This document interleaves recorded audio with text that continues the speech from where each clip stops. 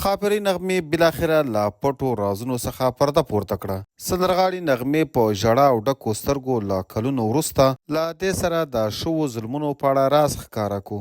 که غواړئ چې تاسو هم پوه شئ چې د وطن له دې ښکلي سندرغاړي سره په تیرو وختونو کې کوم ظلمونه شوي دي او دا خپله د دغو ظلمونو په اړه څه وایي، نو له موږ سره په ویډیو کې تر پایه پاتې شئ.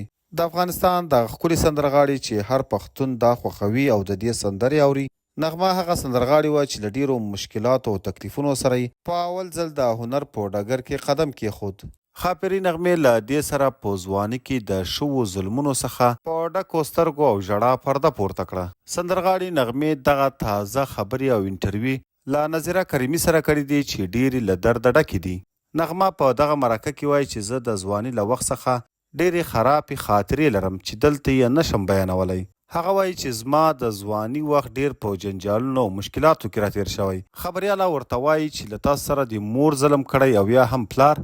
دا ورته وایي چې نه، مور مې ډېره ښه ښځه وه او پلار مې هم را سره ظلم نه دی کړی. وایي چې په ځواني کې را سره داسې ظلمونه شوي چې هیڅ د ویلو نه دي او نه غواړم چې دلته یې ووایم.